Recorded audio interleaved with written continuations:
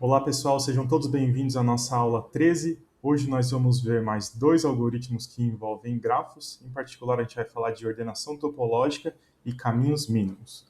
Então, o primeiro assunto da aula hoje envolve ordenação topológica.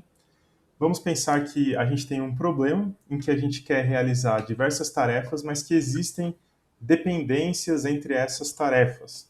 Então, onde que isso pode acontecer? A gente tem alguns exemplos aqui de problemas onde a gente pode ter esse tipo de dependência. A gente viu lá nos arquivos Makefile para compilação, né? De repente a gente precisa primeiro compilar um código de um TAD para depois fazer a ligação dele com o nosso código objeto. Um outro exemplo importante também, a gente pode pensar numa linha de montagem em que você tem uma ordem, né, para que as coisas sejam montadas, por exemplo, em um carro, primeiro você tem que fazer uma parte, depois outra e outra.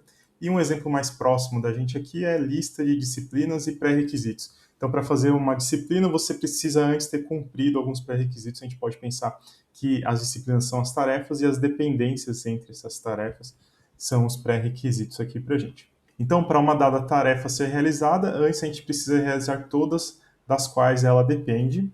E a gente vai modelar esse nosso problema usando um grafo direcionado ou um dígrafo. A gente comentou essa notação lá na aula 11.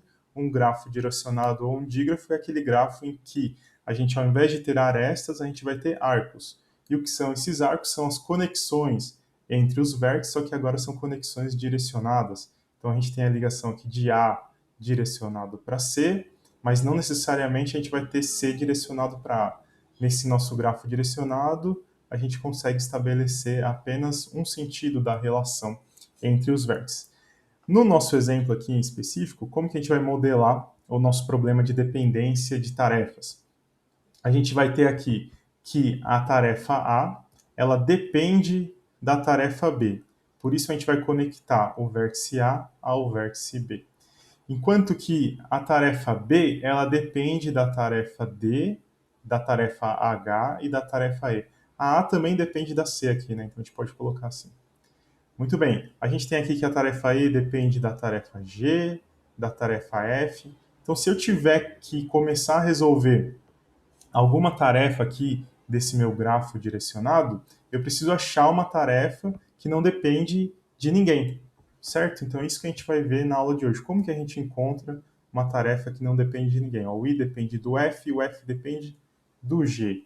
O A depende do C, o C depende do F, depende do D, o D depende do F também, o D depende do E, e assim por diante. A gente consegue identificar aqui alguns vértices que são aqueles que não têm aresta de saída. Então, o vértice H não depende de ninguém, o vértice G também não depende de ninguém. Então, quer dizer que eu posso, de alguma forma, começar executando a tarefa G, e aí, nesse momento, eu tiro a tarefa G aqui do meu grafo e eu posso olhar, ó, tem alguém que não depende de ninguém? Ó, o F não depende mais de ninguém, ele depende só do G.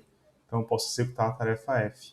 Ah, o H também poderia ser executado. Sim, tanto faz. Eu posso colocar o H entre o G e o F ou depois do F, né? Tanto faz pra gente qual que a gente vai tirar primeiro aqui, mas a ideia vai ser essa. A gente vai realizando essas tarefas, vai tirando essas dependências, porque a tarefa já foi executada, e aí a gente vai poder executar as outras que não têm dependência nenhuma. Bom, então, antes da gente ver de fato os algoritmos para esse problema de resolução de tarefas que possuem dependências, a gente precisa ver que esses grafos direcionados, quando eles contêm um ciclo, ou seja, quando uma tarefa depende da outra, que depende da outra, que depende da outra, a gente não vai poder estabelecer essa ordem de execução das tarefas. A gente tem um caso aqui, ó. Nesse exemplo, o B depende do D, o D depende do F e o F aqui vai depender, né, do B também. Então aqui a gente acaba de ver um ciclo de dependências e a gente não consegue estabelecer nenhuma ordem entre esses três vértices, né, entre essas arestas, qual que deve ser executado primeiro. Não conseguimos fazer isso exatamente por causa desse ciclo. Então a gente vai definir para a gente agora o que é um DAG, ou grafo direcionado acíclico, do inglês Directed Acyclic Graph. Ele vai ser um grafo direcionado sem ciclos, e a gente vai poder sempre encontrar uma ordenação para as tarefas quando o grafo de dependências for um DAG. Então, se e somente se ele é um DAG, eu consigo achar tal ordem, e se eu consigo achar tal ordem é porque ele é um DAG. Bom, então voltando aqui para o nosso grafo original, esse grafo não tem nenhum ciclo, vocês podem procurar aí, mas garanto que ele não tem nenhum ciclo, e a gente vai determinar agora uma ordem para realizar essas tarefas que possuem dependência. Bom, eu vou desenhar aqui do lado direito os vértices e a gente vai ligando os vértices que têm dependência. A gente sabe que o G e o H, eles não possuem dependência nenhuma, então tanto faz a ordem que eu vou executá-los, mas eu tenho que executar primeiro os dois para depois começar a executar o resto do grafo. Então eu coloco o G e o H aqui do meu lado direito. Em seguida, eu vou pegar o F, né? Então, tinha tirado o G e o H, e agora qual que é um vértice que não possui nenhuma dependência? Bom, o F não possui nenhuma dependência, então por isso que a gente tira ele. Ele dependia apenas do G, né? Então agora a gente tem esse desenho aqui do lado direito. Em seguida a gente vai tirar o F, e aí a gente vai tirar essas conexões aqui também, e a gente vai encontrar que tanto o I como o E, eles não possuem também nenhuma dependência, então eles vão poder entrar na nossa ordem de execução. Então aqui eu coloco o I, ele depende apenas do F, e depois o E, ele dependia do F e também dependia do G. E aí eu coloco as conexões que a gente tinha no grafo aqui da esquerda, nesse grafo da direita. De fato, o que a gente está fazendo é apenas redesenhando o grafo que está à esquerda em uma outra forma para que a gente enxergue a ordem de execução das tarefas. É muito difícil aqui, né, de enxergar essa ordem. A gente vai fazer isso de uma forma linear aqui para a gente. Em seguida, a gente vai tirar o D, né? Então, se o D ele depende do E e do F, e o E e o F já estão aqui na nossa solução, então eu posso tirar o D. Depois a gente tira o B, aí o B depende do E, depende também do H, eles já estão na nossa solução, então eu posso incluí-los aqui do lado direito, e assim por diante. Então a gente vai construir aqui no final o meu grafo, né? Eu estou, na verdade, reescrevendo o grafo que está à esquerda, eu estou só redesenhando, melhor dizendo, né? Redesenhando esse grafo de uma forma linear, que agora eu consigo saber. Primeira tarefa que eu devo executar é a tarefa G, depois a tarefa H, depois a tarefa F, depois a tarefa I, e assim por diante. A última tarefa a ser executada vai ser a tarefa A, porque ela depende de B, ela depende de C, e C depende de F, C depende de B e de D e assim por diante. Então você consegue reler o seu grafo aqui à direita de uma forma muito mais intuitiva agora, né, para essas dependências. A gente já vai comentar mais sobre isso, mas existe mais de uma possibilidade de ordenação dos nossos vértices, porque a gente começou aqui com o G, mas poderia ter começado com o H. Então, uma outra solução seria começar resolvendo o H, e aí depois eu não ia poder resolver o B, né, porque o B depende de E e de D, e eu teria que resolver o G mesmo. Então, eu consigo inverter esses dois, mas é uma ordenação também possível para as nossas tarefas. Ok, então o que a gente tem nessa ordenação a gente chama de ordenação topológica de um grafo, né? Ou melhor dizendo, ordenação topológica reversa. Isso tem a ver com a ordem que a gente colocou as dependências aqui do nosso DAG.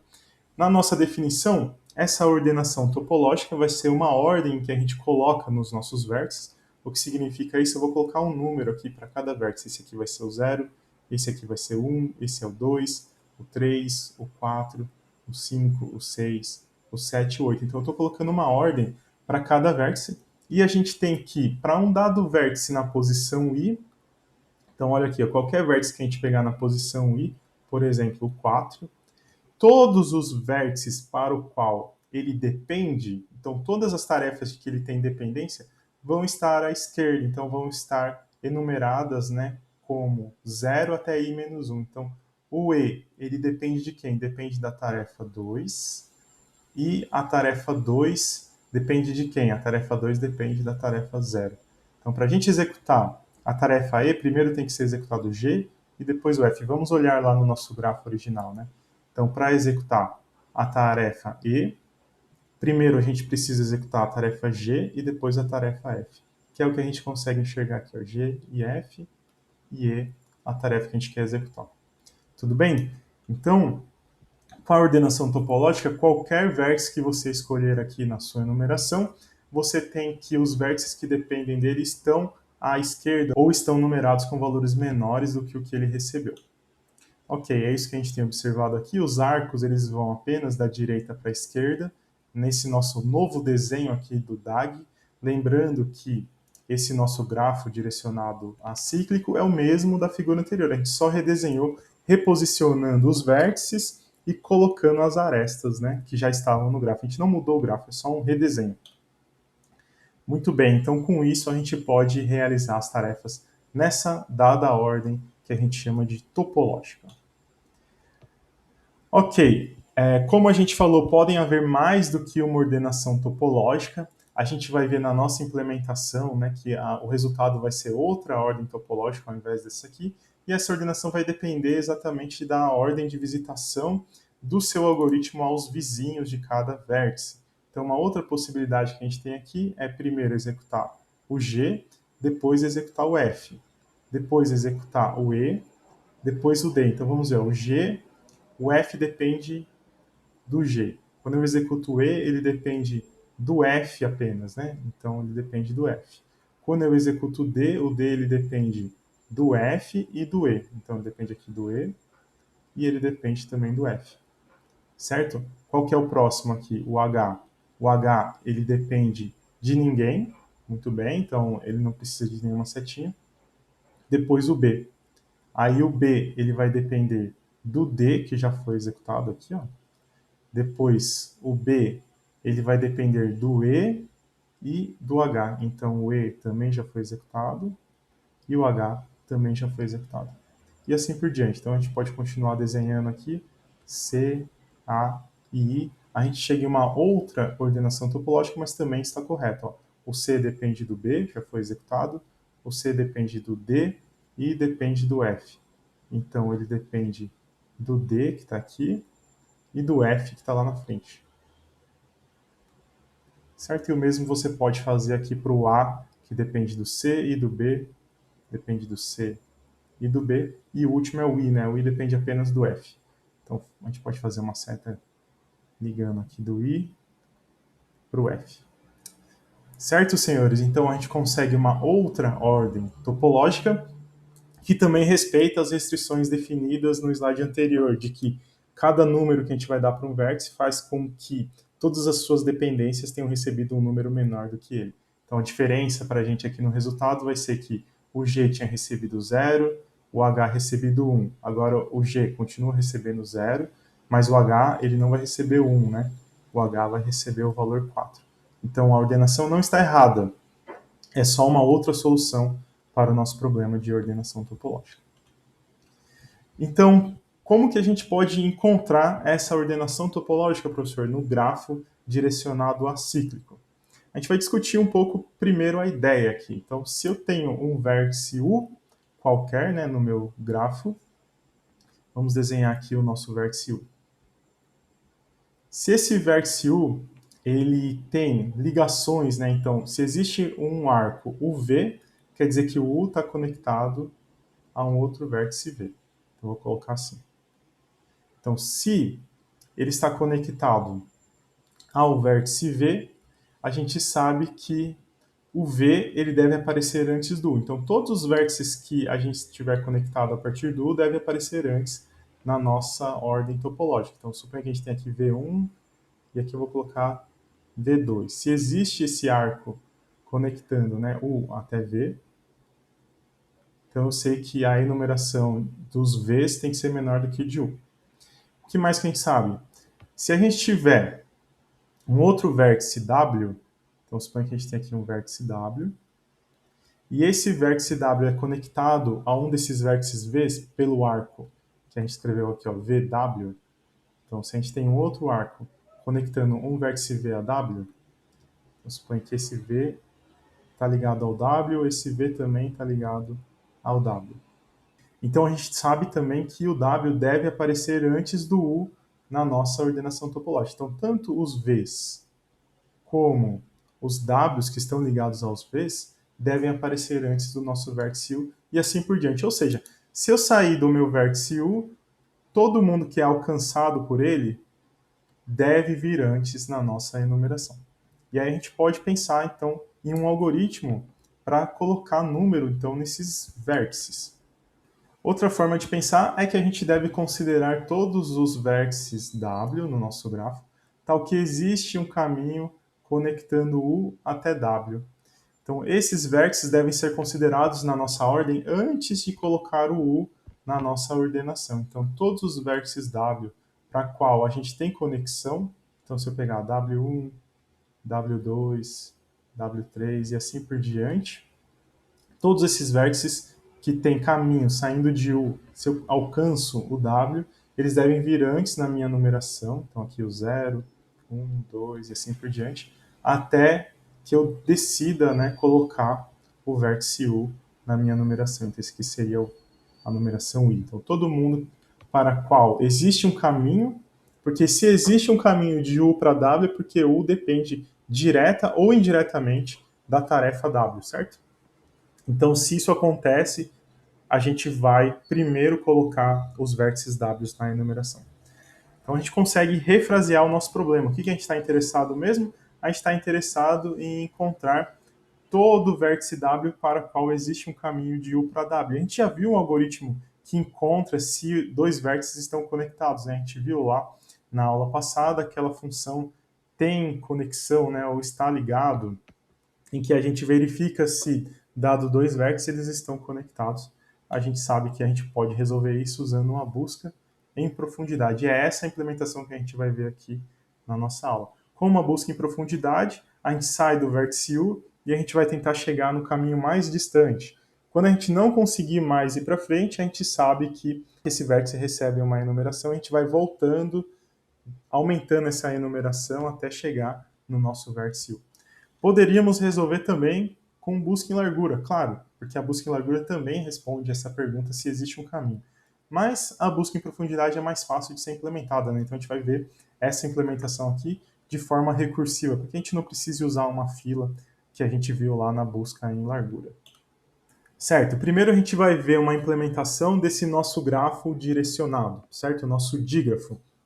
Eu chamei aqui de dígrafo lista, porque a gente vai usar lista de adjacências agora. Na aula passada a gente usou matrizes, né, de adjacência, agora a gente vai usar listas de adjacências para representar os vizinhos de cada vértice no nosso grafo. A gente tem aquelas mesmas funções que a gente viu na primeira aula sobre grafos, na aula 11, então criar, destruir grafo, inserir um arco, remover o arco. A gente vai mudar agora a função, né, de inserção e remoção, porque antes, quando a gente conectava dois vértices, a gente conectava para os dois lados. Agora a gente está usando um grafo direcionado, então a gente vai fazer uma conexão com um lado só. Então, quando eu pedir para inserir um arco, eu estou conectando de U para V e não necessariamente de V para U, como a gente fazia antes. Certo, a gente também tem a função que pergunta se tem a conexão, né? Então tem arco, imprimir os arcos e depois a gente vai ver de fato a implementação da nossa ordenação topológica. Essa função de ordenação topológica, ela vai devolver para a gente um vetor de inteiros, a gente já vai ver o que significa isso. Nesse vetor a gente vai ter a solução, né? A ordem com que a gente estipulou para ser realizadas as tarefas ou para percorrer o grafo de dependências. Então, antes discutindo aí o nosso grafo direcionado, o que muda aqui para a gente agora é inserir arco. Então, eu passo os valores de U e de V e eu vou conectar apenas U com V, certo? Então, antes a gente fazia a conexão para os dois lados, agora a gente vai conectar apenas a aresta direcionada aqui para a gente. E a gente usa lá a função de inserção na lista ligada. A gente comentou já isso na primeira aula de grafos. Aqui a gente vai usar essa representação de listas ligadas, a gente usa o TAD lá de listas.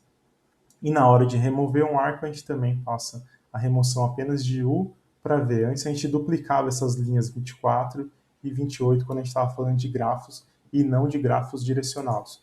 Então, se a gente abrir aqui para a gente o nosso dígrafo lista.h, a gente vai ver que ele depende, então, lá da nossa lista.h, e a gente tem aqui a definição da lista de adjacências como um ponteiro para a nossa lista ligada. Se a gente abrir aqui a nossa lista.h, a gente vai ver a implementação da nossa lista ligada, destruir, inserir, remover, buscar valor e imprimir lista. Certo? Então, olhando aqui aquele TAD que a gente criou lá na primeira parte do curso, a função de inserir na lista, ela está inserindo sempre no começo da nossa lista.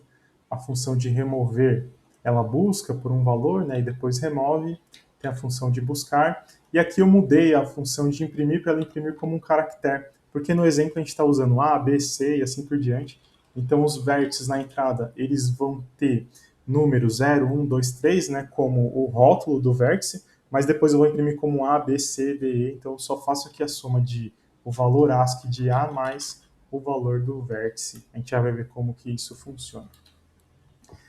Muito bem, então a gente discutiu lá na aula 11, né, que o custo computacional, quando a gente usa uma lista de adjacências, ele vai ser da ordem do número de vértices ou vai ser da ordem de 1 quando a gente vai inserir ou remover. O que significa isso? Significa que se a gente inserir sempre no início da lista, a gente insere em O de 1, que é o caso da nossa implementação. Mas quando a gente vai remover um arco, a gente precisa buscar esse arco na nossa lista, então a gente gasta no máximo O do número de vértices na nossa lista ligada. Então a gente consegue mudar o custo computacional da inserção ou da remoção, mas a gente acaba sempre caindo ou O de V para inserir e O de 1 para remover, ou O de V para remover e O de 1 para inserir. Então depende aí da sua implementação do TAD de lista ligada, qual que é o custo de inserir um arco e um custo de remover um arco. Aqui a gente tem a função, né, de imprimir os arcos, como eu falei para vocês agora há pouco. A única diferença que eu fiz aqui é que a gente vai imprimir como um caractere o valor do vértice, né, do rótulo do vértice. A gente já vai ver que a gente vai passar o rótulo como 0, 1, 2, 3 e assim por diante, mas depois a gente vai imprimir como A, B, C, D e E. Então, na hora que eu for imprimir, eu vou ver o valor aqui somado com o valor do A. Quando o vértice é o vértice 0, 0 mais A, a resposta vai ser A. Quando for o vértice 1, A mais 1 vai ser B. Quando for o vértice 2, A mais 2 vai ser C e assim por diante. Tá bom? Então a gente tem aqui o nosso cliente. Vamos abrir ele, o exemplo 1.c. O que a gente faz? A gente cria o grafo direcionado, então criar dígrafo. Nessa função a gente vai passar o número de vértices e depois a gente vai passar o número de arestas aqui para esse for, em que a gente vai ler as conexões de U para V e vai pedir para inserir o arco. Depois a gente imprime os arcos e libera a memória do nosso grafo direcionado. Então eu vou compilar aqui o nosso exemplo 1. Esse exemplo 1 depende do dígrafo de lista e da lista ligada. Depois a gente faz a ligação aí desses códigos objetos. E a gente tem também aqui a entrada, então, que eu já deixei pronta para a gente, teste1.in. Eu vou abrir ele para a gente aqui no editor de texto, para a gente poder visualizar. Então, a gente tem exatamente 9 vértices e 14 arcos. E aqui estão as conexões. Então, o A depende do C, o A depende do B. Depois, o B depende do 7, aí já não sei quem que é o 7, né? Mas a gente consegue olhar facilmente ali na figura do nosso exemplo. Então, voltando aqui, ó, a gente tem exatamente a especificação desse grafo aqui. Então, voltando lá na execução do nosso cliente, o resultado vai ser esse daqui. Vamos ver. Ó. Exemplo 1, vou passar como entrada esse arquivo teste1.in e a gente tem exatamente o resultado que está ali do nosso lado.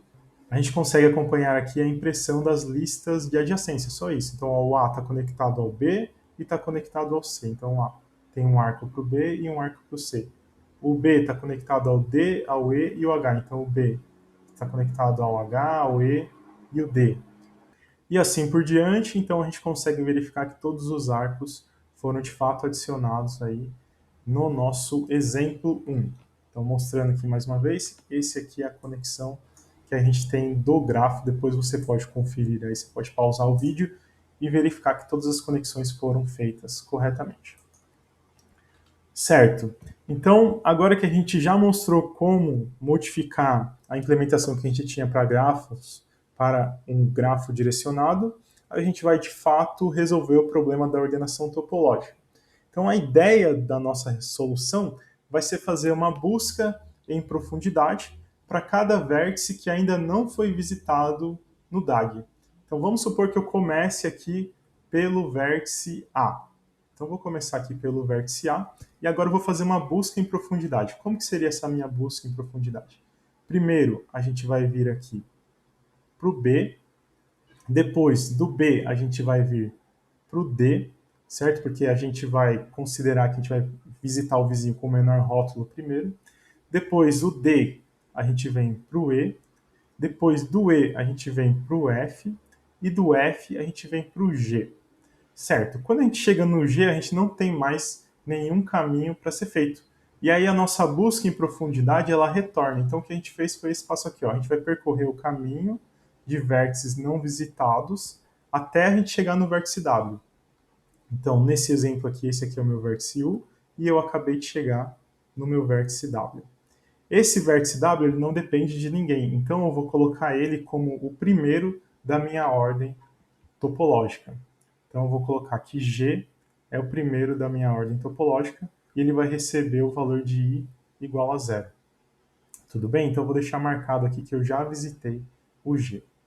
A gente vai voltar na nossa recursão e a gente chega no F. O F, ele tem algum caminho que pode ser feito para um vértice não visitado? Não, não tem. Então a gente vai adicionar o F também na nossa solução. Então agora o F vai receber a ordem 1. E eu marco o F como visitado. A busca, ela vai retornar para o E. Então recursivamente a gente volta para o E. E a gente pergunta, o E tem algum vizinho que ainda não foi visitado? Ó, F já foi e G já foi. Também não. Então agora a gente vai adicionar o E na nossa ordem topológica. Então a gente adiciona o E e marca ele aqui como visitado também. A busca retorna agora para o D. O D também não tem nenhum vizinho que ainda não foi visitado, né? Não existe caminho para a gente fazer. Então a gente vai incluir o D na nossa ordem topológica. Então ele recebe o valor 3 aqui e a gente marca ele como visitado. A busca retorna para cá e agora a gente está no B. Existe um caminho não visitado? Existe, que é o H. Então primeiro eu preciso resolver o H. Então eu faço a busca em profundidade vai vir para cá e a gente não tem caminho nenhum para seguir depois. Então quem vai ser inserido na nossa ordem vai ser o H. Então o H a gente marca como visitado e ele recebe a ordem 4. Tá bom? Então essa vai ser a ideia da nossa busca em profundidade. Conforme ela retorna, a gente pergunta, tem caminho para seguir? Não, não tem mais nenhum caminho. Então a gente marca esse aqui como visitado e inclui ele na ordenação topológica. Voltamos aqui para o vértice de origem A. Existe um caminho? Existe, esse aqui do lado, ó, o vértice C. Então a gente vem e visita esse caminho aqui. Tem algum caminho ainda não visitado? Não tem. Então o C vai entrar na ordem topológica, a gente marca ele como já visitado e ele recebe a ordem 6. Ok? Depois a gente retorna. E agora, existe um caminho não visitado? Não, não existe. Então o A também foi visitado e a gente coloca o A aqui. Beleza, professor, sobrou aqui o I. Se sobrou o I, ele precisa entrar, mas tanto faz a ordem que ele vai entrar aqui, porque todo mundo já foi executado. O que era importante para a gente era executar o F antes do I, né? Então a gente vai voltar aqui no nosso laço, e para cada vértice ainda não visitado, então eu coloco agora o W não, né? O U. Então agora para a gente o U vai passar a ser o vértice I. E aí a partir desse vértice I a gente faz de novo a busca em profundidade. Então a gente vai tentar visitar um caminho que ainda não foi percorrido, mas a gente não vai ter nenhum caminho, porque todos esses foram já visitados. Então, o último vértice a ser inserido na ordenação topológica vai ser o I. Ok? Então, vejam, a gente foi inserindo um por um dentro da nossa recursão, mas pode ser que tenham sobrado vértices ainda que não foram inseridos. Só que se eles não foram inseridos, não tem problema nenhum a gente inseri-los depois, porque a gente garante que ninguém que depende deles já foi inserido. Certo, então aqui a gente tem a implementação dessa nossa função ordenação topológica. Na linha 56 a gente tem a alocação dinâmica de um vetor ordem, onde a gente vai guardar o rótulo dos vértices que a gente vai atribuindo na ordenação topológica. A gente também vai precisar de um vetor de inteiros aqui visitado, onde a gente vai marcar se o vértice foi ou não visitado. E vejam aqui, inicialmente, todo mundo vai ser marcado como zero, então nenhum vértice foi visitado. E conforme a gente percorre os vértices durante a busca recursiva, aqui na linha 64, a gente vai marcar visitado como 1, tá bom? Então a gente vai usar esse vetor visitado para não repetir caminhos na nossa ordenação topológica e a gente vai anotar a resposta no nosso vetor ordem. Veja que a gente está retornando aqui o vetor ordem para o cliente que for usar a nossa função ordenação topológica. Na linha 62, a gente tem o for, que foi o que a gente acabou de fazer no slide anterior, né? Então a gente vai percorrer todos os vértices do nosso grafo. Enquanto eles não forem visitados, a gente chama a busca recursiva. Então, primeiro a gente começou no vértice A, ele não era visitado, então a gente iniciou a busca recursiva. A partir do vértice A, a gente visitou quase que todos os vértices no nosso grafo, menos o vértice I, certo? Então, todo mundo aqui, quando a gente voltar nesse for, já vai ter sido visitado. A gente não começa de novo a busca recursiva. A gente só vai fazer de novo a busca recursiva quando a gente chegar no vértice I, que é para garantir que todo mundo foi inserido na ordenação topológica. Então, a gente tem aqui o exemplo, passo a passo, dessa nossa execução da busca recursiva. A gente tem aqui os vetores da ordenação e o vetor visitado. Tá bom? Então, como que funciona? Suponha que a gente começa aqui do vértice A. Então, o nosso vértice U, ou melhor, aqui V, né? Então, suponha que a gente vai começar aqui do vértice A, que para a gente é o 0. Então, deixa eu colocar os números aqui para a gente, correspondentes, né? A, B, C, D, E, F, G, H e I. Beleza, então a gente começa marcando o vértice A como visitado. Então, a gente vai vir aqui, vai mudar esse valor de 0 para 1. É isso que a gente fez aqui na linha 46. Em seguida, a gente vai percorrer todos os vizinhos do vértice A. Então, veja, ó, eu vou pegar um apontador do tipo nó de lista ligada e ele vai receber o primeiro nó que está representado lá na lista ligada do nó V, no caso aqui do nó A. Então, lembrando como que a gente implementava mesmo, a gente tinha um vetor, e aí esse vetor a gente chamava ele de L, cada posição desse vetor era um ponteiro, então aqui era o vetor L, esse ponteiro aqui na posição 0 tinha uma lista ligada, que eram os vértices, no caso aqui o A está conectado ao B, e também está conectado ao C. Certo? Então essa aqui era a nossa lista ligada. Quando a gente faz aqui ó, T, recebe P, seta, L de V, o que a gente está fazendo é um apontador aqui, chamado de T, e ele está exatamente no primeiro nó da nossa lista ligada, que representa a conexão de A para B. Beleza, enquanto ele for diferente de nulo, então eu vou visitar todos os vizinhos do vértice A. Vai para cá até que chegar no nulo a gente para de visitar. Aí eu pergunto, esse nó T de V, então T seta valor, que é o B, já foi visitado? Se ele já foi visitado, eu não tenho mais o que seguir por esse caminho. Como ele ainda não foi visitado, a gente faz a busca recursiva. Então quer dizer que a gente está percorrendo exatamente esse caminho aqui e a gente vem para o B. E aí a gente vai colocar que o B foi visitado, então a gente marca como 1 aqui no visitado, e a gente vai descer agora para o próximo vizinho do B. Tá? Então a gente vai chamar recursivamente, que é o que a gente acabou de mostrar ali, e vai descendo até o G. Quando a gente chegar no G, a gente tem aqui atualizar o vetor visitado, né? Então, tanto o B como o D, o E, o F e o G foram visitados. Então, todos eles estão como visitados, o que faz com que a gente não passe de novo por esses vértices. Agora, a gente não tem mais caminho, né? Então, a gente vai fazer esse for e não vai chegar em lugar nenhum quando a gente está no vértice G. E o for termina, a gente chega aqui na linha 51, que faz com que ordem de asterisco i, o i ele começou como 0, então aqui ó, na função anterior o i começa com 0 e a gente passa o endereço desse valor, porque ele vai ser modificado nas chamadas recursivas. Então o endereço de i é 0. Então ordem de 0 recebe v. Quem quer ver? G. Então eu vou guardar o valor de g aqui, que no caso eu estou guardando 6, né? Mas já vou guardar g aqui para gente. E aí o que eu tenho que fazer? Eu incremento o valor que está armazenado em i. Então o i passa a ser 1. É como se a gente tivesse um índice aqui i, né? Ele estava nessa posição, agora ele vai para a próxima posição. Por quê? O próximo valor a ser inserido deve ser inserido nessa casa aqui. A gente retorna da recursão. Quando a gente retorna da recursão, a gente vê que não tem mais caminho. E a gente vem aqui para baixo, a ordem de i, que vai ser 1, recebe v, o v agora é o f.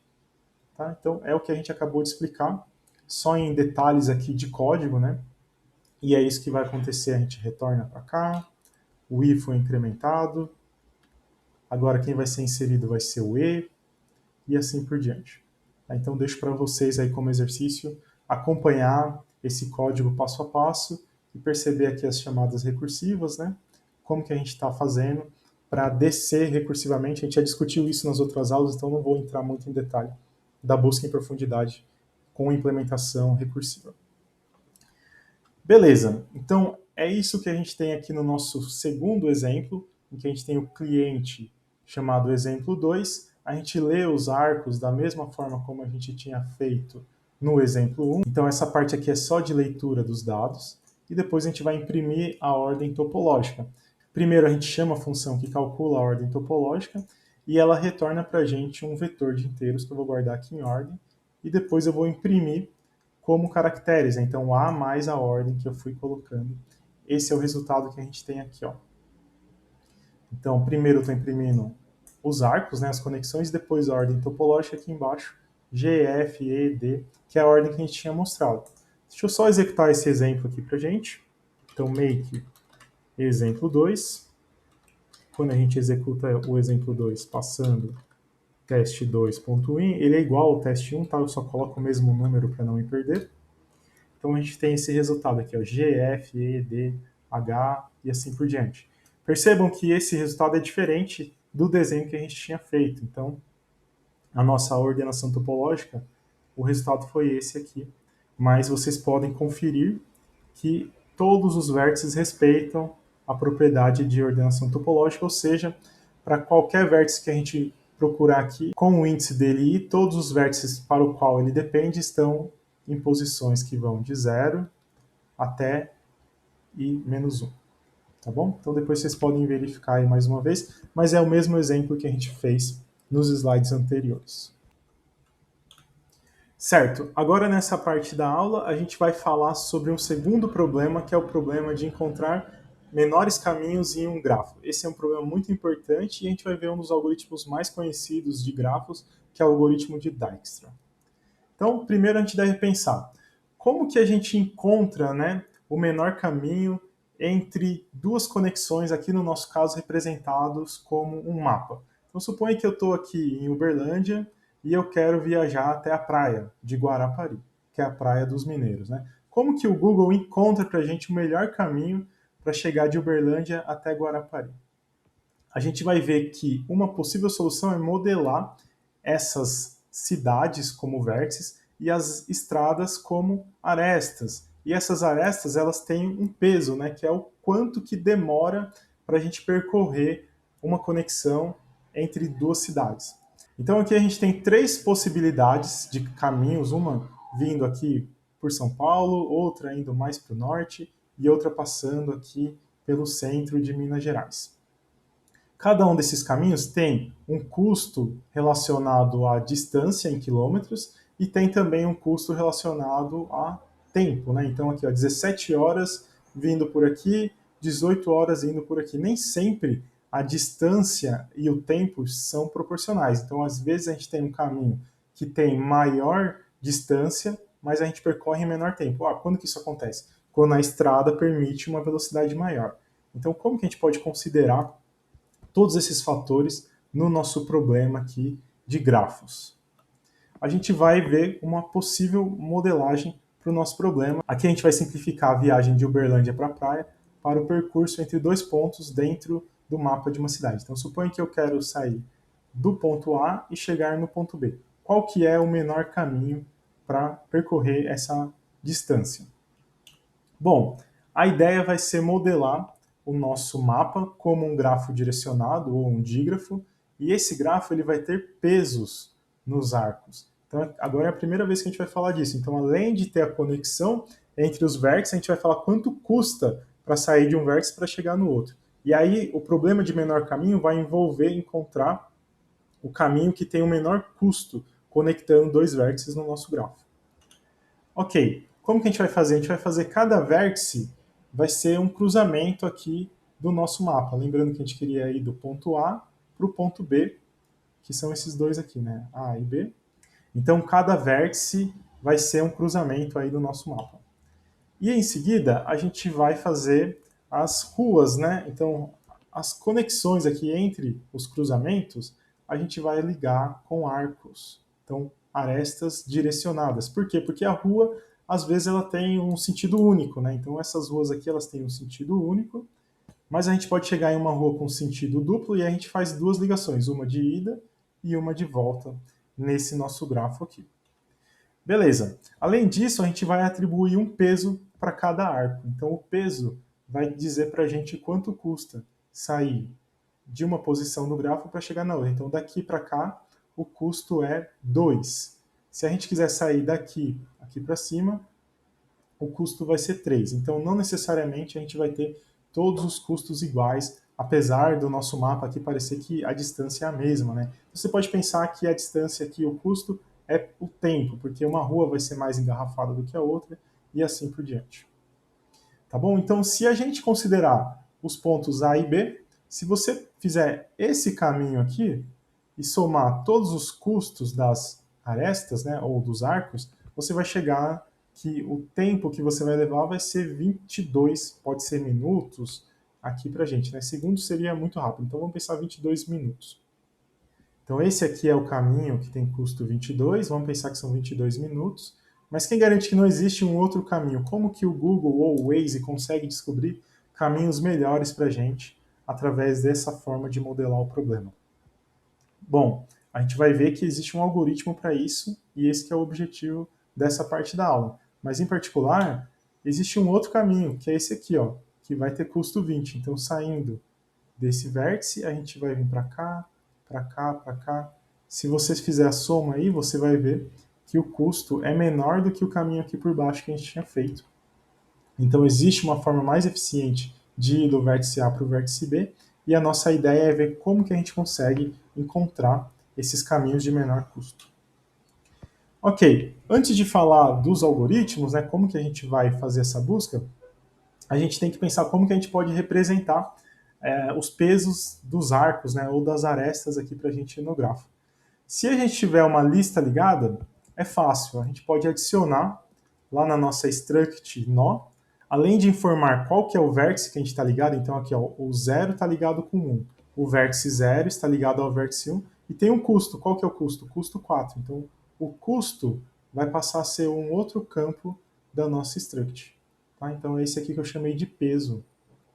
Então a gente vai adicionar um campo na estrutura da lista ligada e agora a gente consegue saber qual que é a conexão e qual que é o custo dessa conexão no nosso grafo. Então isso serve tanto para grafo direcionado como para grafo não direcionado também. E se a gente estiver usando uma matriz de adjacências? Bom, se a nossa matriz de adjacências for de valores do tipo inteiro, a gente pode colocar o peso diretamente na conexão. Então, mais uma vez aqui, o 0 está conectado ao 1, então lá, o 0 está conectado ao 1 com peso 4. Se a gente pegar uma outra conexão, o 2 está conectado ao 3 com peso 4. O 2 está conectado ao 3 com peso 4. Certo? Então a gente pode pensar que essas conexões aqui, elas têm valores maiores do que 0, e a gente vai guardar então o peso. Quando a gente for na nossa função inserir arco, na matriz de adjacências a gente passa, ao invés de armazenar o valor 1, a gente armazena o peso dessa conexão. Ok, isso também serve para grafo não direcionado, como para grafo direcionado, que é o que a gente está vendo aqui. Outras opções seria marcar com menos 1 ou um valor int max, que a gente garante que a gente não vai usar esse valor, para marcar as posições que não estão sendo usadas na nossa matriz, ou seja, não existe conexão. Isso porque, dependendo do problema, pode ser que o custo da aresta seja 0, né?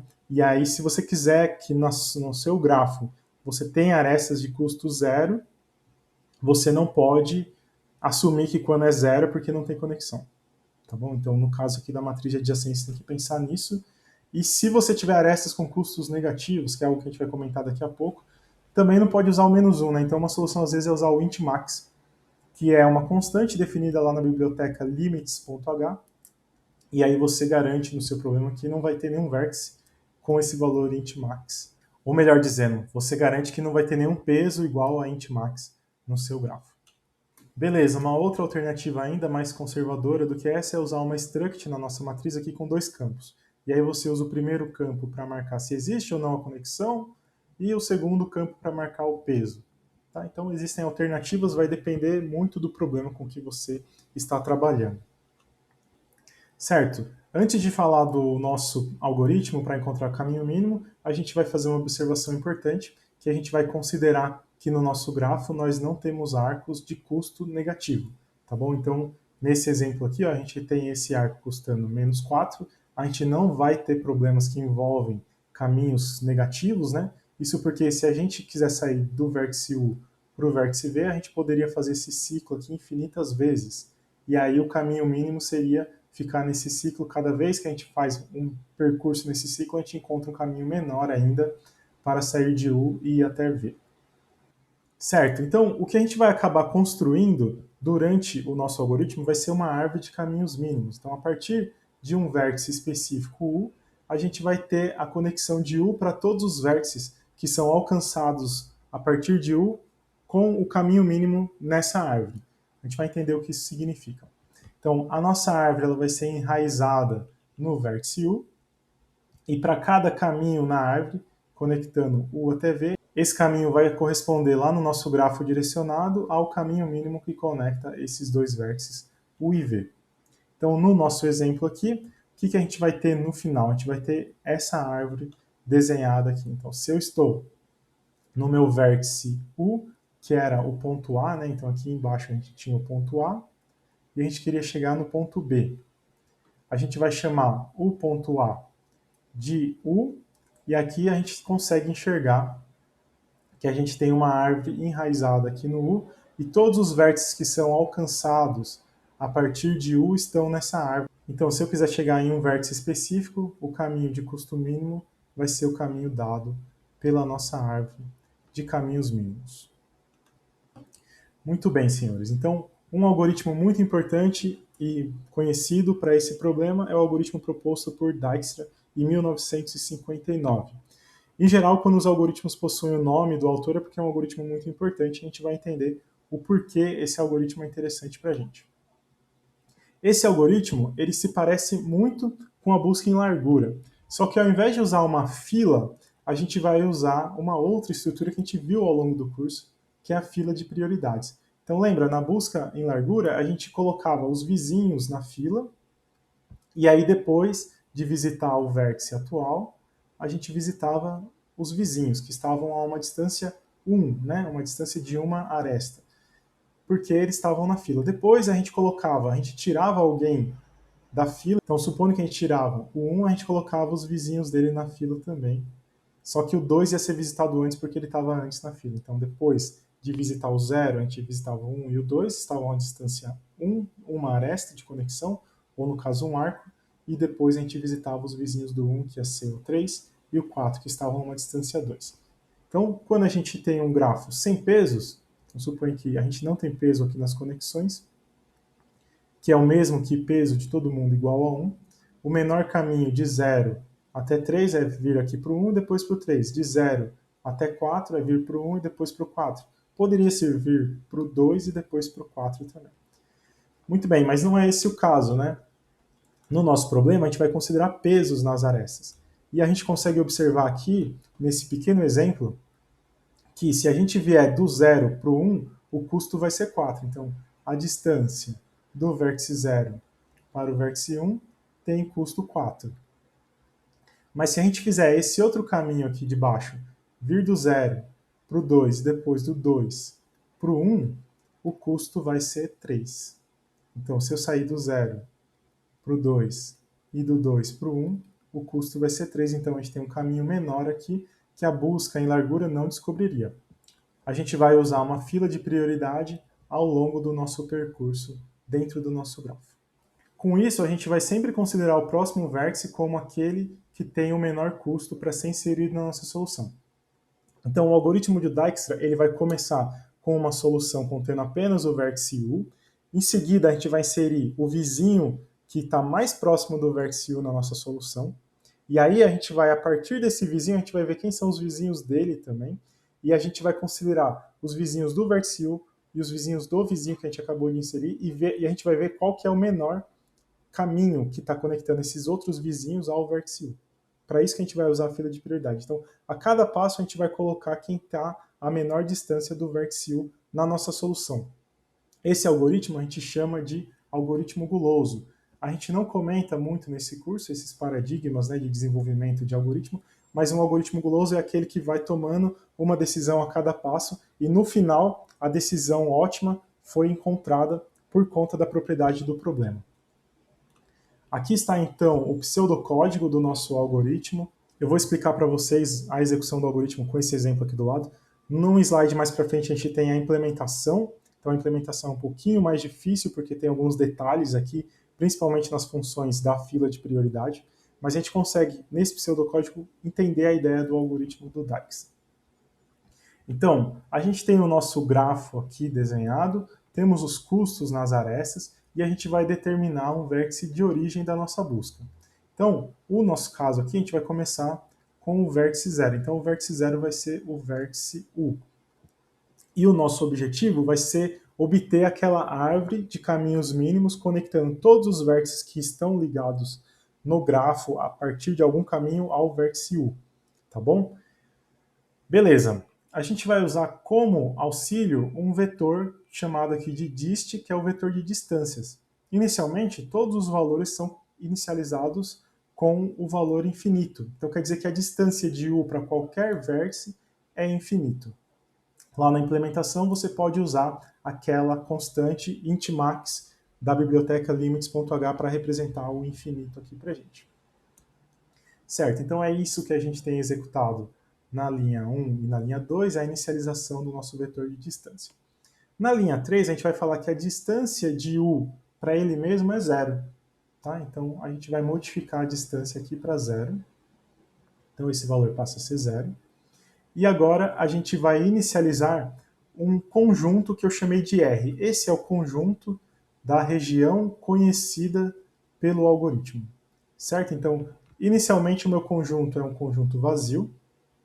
Aqui na linha 5 a gente vai comparar esse conjunto da região conhecida com os vértices do nosso conjunto V, que são os vértices do nosso grafo. Beleza, na linha 6, o que a gente vai fazer? A gente vai extrair o menor valor desse nosso vetor dist. Então eu vou chamar uma função pronta, a gente daqui a pouco vai discutir como implementar essa função, que ela extrai o menor valor e guarda no nosso vértice V. Tá? Então eu vou ter um vértice temporário chamado de V, e esse vértice V ele vai receber a posição aqui do menor valor. Qual que é a posição do menor valor em dist? Bom, é a posição 0, porque todo mundo é infinito, o menor valor vai ser esse daqui. Ok, então se esse é o menor valor, o vértice V é o mesmo que o vértice U aqui pra gente. Legal. E agora, na linha 7, a região conhecida ela vai adicionar o vértice V a ela. Então eu vou desenhar aqui ó, o meu conjunto conhecido de uma forma ilustrativa aqui pra gente. Ele começa, então, com o vértice 0. Ok.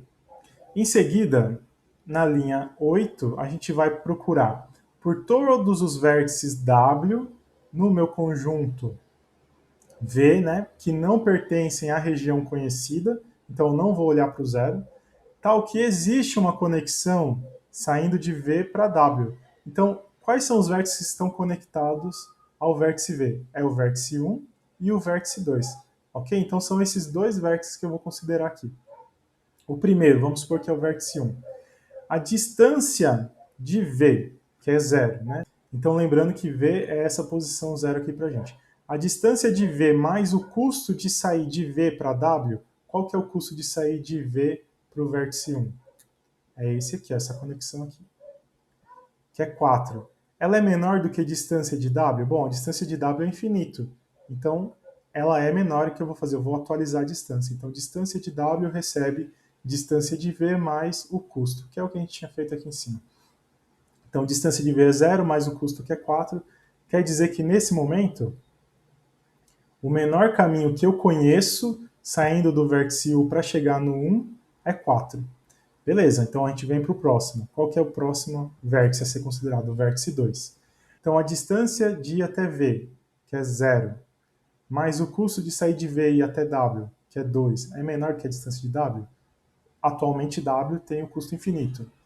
Então, a gente atualiza a distância aqui para 2. Tá? Então, se você olhar aqui, a gente acabou de explorar essas arestas e a gente sabe que o menor caminho para ir para o vértice 1, por enquanto, é 4, e o menor caminho para ir para o vértice 2, por enquanto, tem peso 2. Então, o nosso laço termina. Então, a gente percorreu aqui as linhas 9 e 10, e a gente volta aqui para a linha 5. O conjunto conhecido, né, a região conhecida dos vértices é diferente do total? É, porque eu só tenho 0 por enquanto na minha região conhecida. Então, o que eu vou fazer aqui, ó, na linha 6, a gente vai usar o dist.extractMin.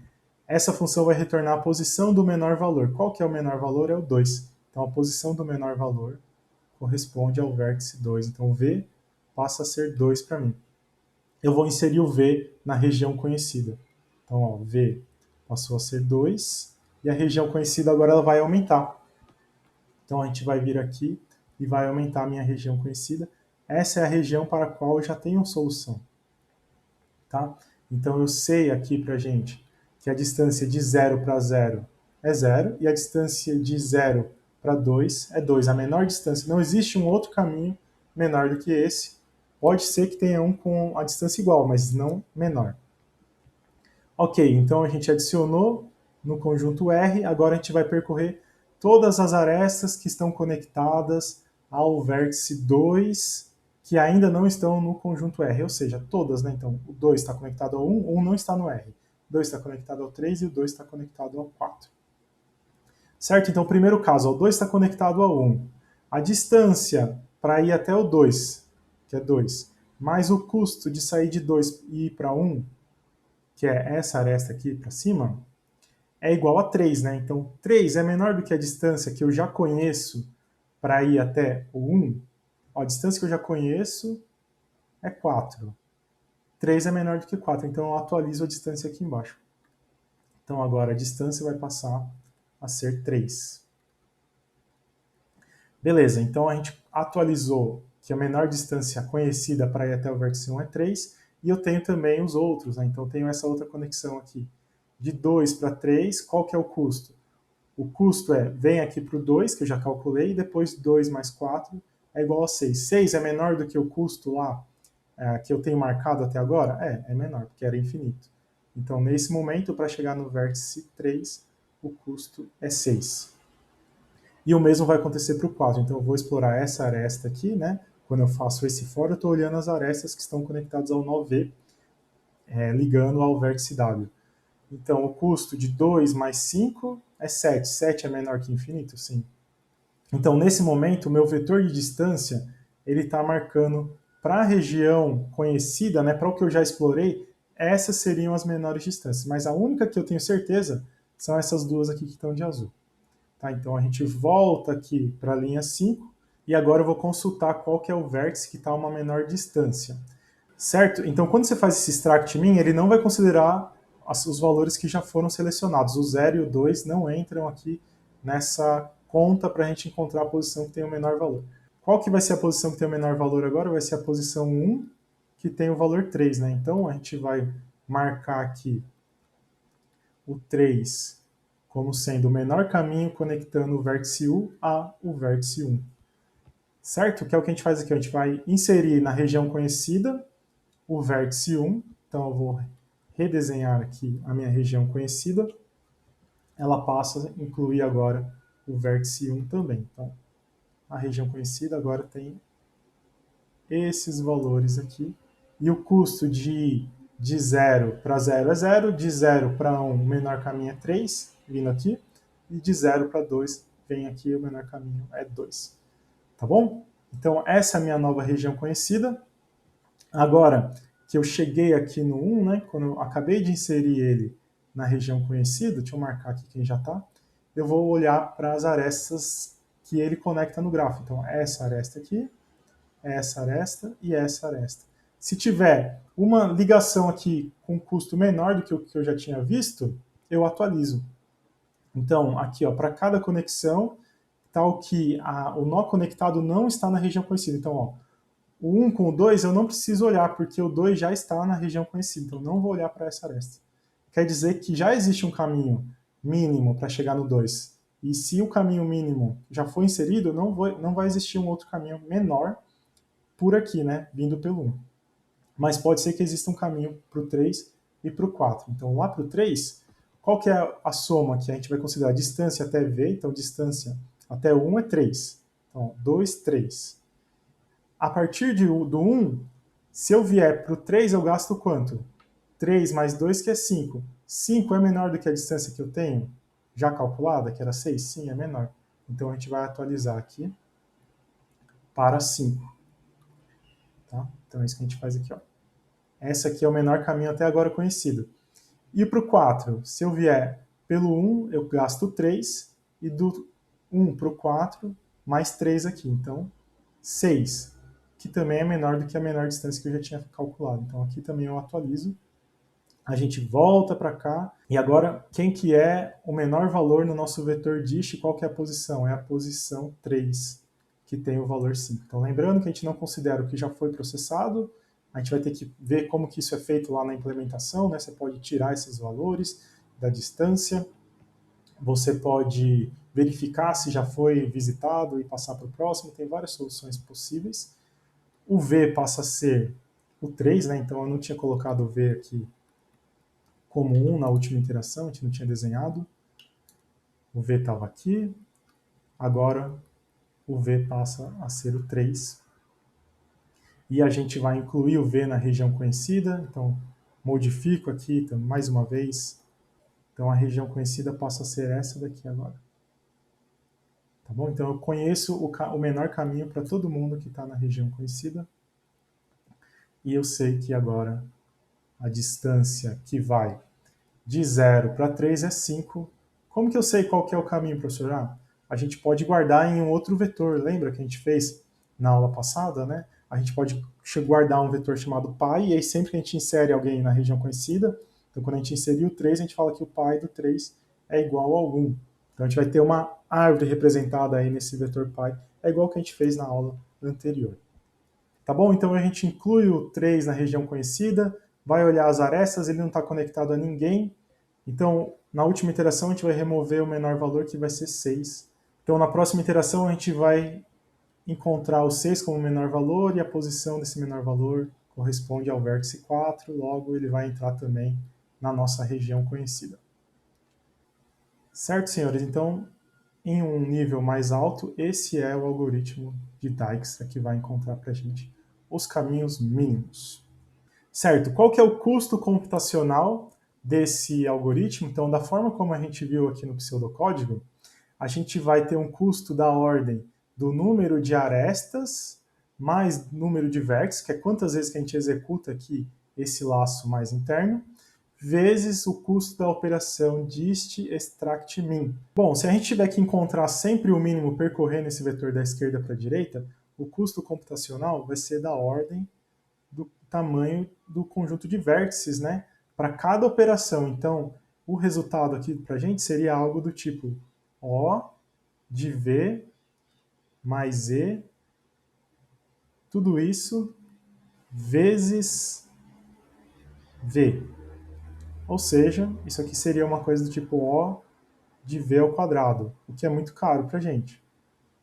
Mas a gente conhece uma estrutura de dados que responde rapidamente essas consultas por maior valor ou menor valor, e essa estrutura é a fila de prioridades. Então, se a gente implementar um heap binário da fila de prioridades, a gente consegue chegar nessa complexidade de tempo aqui, que é a implementação que a gente tem nos próximos slides. Então, a gente vai ver que o custo da operação extrair mínimo vai ser da ordem do log do número de vértices no nosso conjunto. Então, o tamanho do nosso vetor é o tamanho do número de vértices, né? Então, o tamanho aqui é igual a V. E aqui a gente vai ter que consultar na nossa fila de prioridade. Cada consulta para extrair o mínimo vai ter que realizar aquelas operações de desce no heap ou sobe no heap. Lembra? Consertando o heap que a gente viu nas aulas passadas.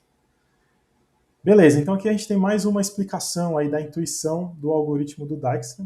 A ideia é que no final de cada iteração do loop mais externos, aquele Y ou R diferente de V, a gente tem que todos os vértices que já estão na região conhecida estão a uma distância mínima, e todos aqueles que não estão ainda na região conhecida, que a gente chamou aqui de W, a menor distância de U para esse vértice W vai passar pelos vértices que já estão na região conhecida.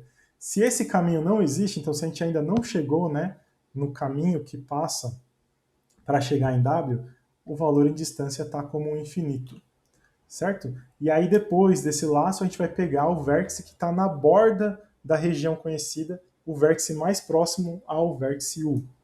Então, no exemplo que a gente tem aqui, se a gente começa lá do ponto A, qual que é o vértice mais próximo? Bom, quem está na borda é esse ponto aqui e esse ponto aqui. A distância menor é essa aqui que vai para o 2.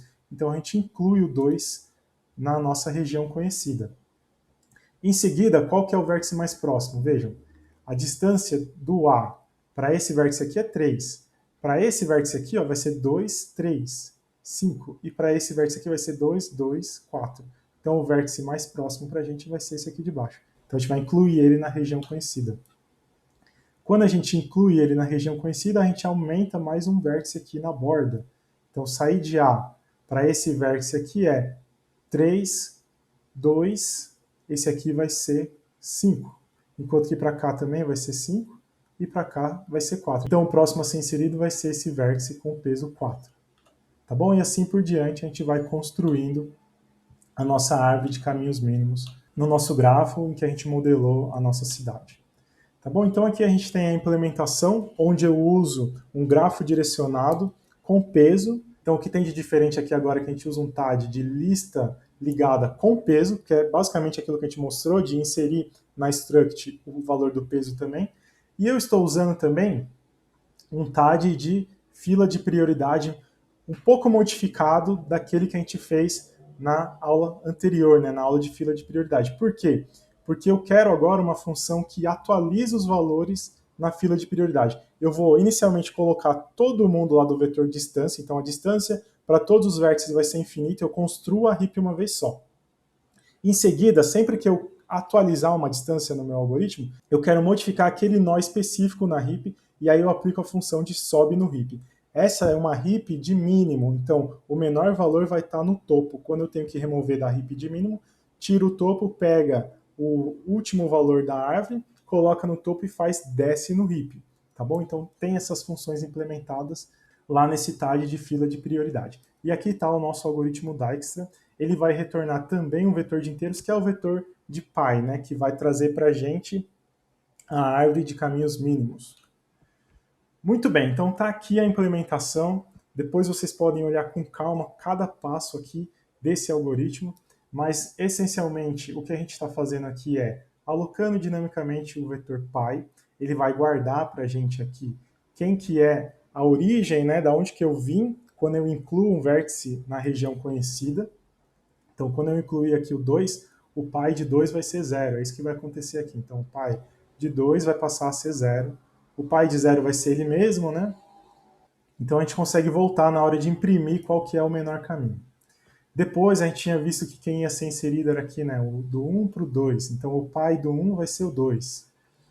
Certo? Então, a gente vai mudar aqui para 2. Quer dizer que do 1 eu venho para o 2, do 2 eu venho para o 0. Depois vocês podem olhar com calma a ideia aí desse vetor pi. É igual o que a gente fez na aula anterior. Então aqui eu vou criar a fila de prioridade. É uma heap de mínimo, então extrair o mínimo vai tirar quem está na raiz da nossa heap. E muito importante, a nossa fila de prioridade vai ter tamanho n. Lá no trabalho, se você fizer uma fila de prioridade com tamanho maior do que n, você vai perder ponto. Então muita atenção aqui nessa parte do código. Beleza. A gente inicializa os vetores aqui, o pi com menos 1, e a gente vai adicionar na fila de prioridade o vértice v, né? Então adiciono lá 0, 1, 2, 3, 4. E qual que é a prioridade, né? Quem que vai ser utilizado para a ordenação? O int max. Então estou colocando infinito para todo mundo na fila de prioridade, certo? Agora, na linha 52, a gente vai fazer com que o pi de u seja o mesmo, então 0, né? Então se a gente começou no 0 com o u aqui, igual a 0, então pi de 0 é 0. Tudo bem? E agora a gente vai mudar a prioridade do U. Antes o U tinha prioridade infinita, agora vai ter prioridade 0, e lembra que a nossa heap é de mínimo, então quando a gente extrair, a gente vai extrair exatamente essa posição aqui. Na linha 54, a gente tem, ó, enquanto a fila de prioridade não for vazia, então eu vou tirando todo mundo da fila de prioridade, eu vou chamar a função extrai o mínimo, guardar aqui no meu titem, né, que é uma struct, onde eu tenho o índice idx, que é o valor do vértice, 0, 1, 2, 3 é o índice, e eu vou ter também qual que é a chave da ordenação. Então, se vai ser 0, infinito, é o que eu vou usar na hora de calcular a prioridade dentro lá da nossa heap. E aqui na linha 57 eu chamo a função prioridade, que ela vai extrair na minha implementação de heap qual que é a prioridade, ou seja, ela vai determinar para mim qual que é dist de v. Mas a gente não está armazenando explicitamente o vetor dist de v, ele está codificado dentro lá da nossa fila de prioridade. Se dist de v for igual a int max, ou seja, se eu tirei alguém da fila de prioridade que o custo é infinito, então não tem mais ninguém menor do que infinito, então eu posso parar. Por isso que eu coloquei esse break aqui. Se não, eu vou considerar todos os vizinhos do vértice atual, enquanto a lista ligada, né, o próximo for diferente de nulo, eu vou ficar percorrendo todos os vizinhos, igual que a gente tinha feito no exemplo anterior. E agora eu vou extrair qual que é o peso desse vizinho. Aqui nessa linha, ó, vou pegar t.peso e qual que é o valor desse vizinho. Então w para mim vai ser o vizinho aqui de u. Na verdade, v, né, recebe o menor da fila, então v vai ser o 0, e w primeiro vai ser 1. Quando eu tenho esses valores aqui, w e peso, eu posso verificar se a distância de v, que eu obtive aqui em cima, mais o peso, que é o quanto que custa sair de v para w, é menor do que a prioridade de w, que é quanto que eu tenho lá em dist de v. Se isso for verdade, que é o que acontece aqui, porque 4 é menor do que infinito, a gente vai chamar a função que muda a prioridade. Lá no trabalho, vocês vão ter que implementar essa função que muda a prioridade, que basicamente o que você tem que fazer é descobrir onde que está o seu vértice na árvore e mudar a prioridade daquele vértice, ou seja, subir no heap se a prioridade diminuiu. No caso do Dijkstra, a gente só diminui, né, a prioridade, porque a gente encontra sempre caminhos menores e aí a gente inclui ele no heap. Tá bom? Então, nesse if aqui, a gente só entra se o caminho for menor. E aí a gente marca o pi de v como w. Então, depois vocês podem olhar com calma. Qualquer dúvida na implementação, vocês podem mandar no fórum da semana ou nos comentários aqui do vídeo e a gente discute um pouquinho melhor. No final de toda essa interação, que é equivalente ao pseudocódigo que a gente viu nos slides anteriores, eu destruo a fila e retorno o vetor pi, que marca para mim o caminho que eu percorri, né, para encontrar as menores distâncias. Então a gente tem também implementado aqui um exemplo 3, que vai chamar essa nossa função Dijkstra, passando o vértice 0 aqui como sendo o vértice de origem, e depois eu vou imprimir os caminhos a partir do 0. Com a função imprimir caminho a gente tinha visto na aula passada, né, uma função recursiva. E é isso que a gente tem aqui nesse último slide. Então o 0, para chegar nele mesmo, tem custo 0, né, a gente nem imprimiu ele aqui. Depois o 0, para chegar no 1, o menor caminho é passando por 2 e depois por 1. Então o menor caminho passando por 2, depois indo para o 1. O 0 para chegar no 2, o menor caminho é ir direto para o 2. O 0 para chegar no 3, o menor caminho é passando por 2 e 1 e depois pelo 3. Então 2, 1 e depois 3. E para chegar no 4 é 2, 1 e depois 4. Então 2, 1 e depois 4, que é exatamente a árvore que a gente tem aqui de caminhos mínimos. O custo computacional dessa implementação é da ordem de V mais E vezes log de V. Isso porque cada operação de atualizar o heap custa log de V e a gente garante que a gente vai ter apenas tamanho de V, né, na nossa heap. Por isso que atualizar aquela árvore vai ser log de V. Essa é uma implementação bem interessante e aí depende então dessa função mudar prioridade na sua fila de prioridade na heap. Certo, pessoal? Então era isso por hoje. Dúvidas vocês podem enviar no fórum da semana ou nos comentários aqui do vídeo. Um abraço a todos e até a próxima.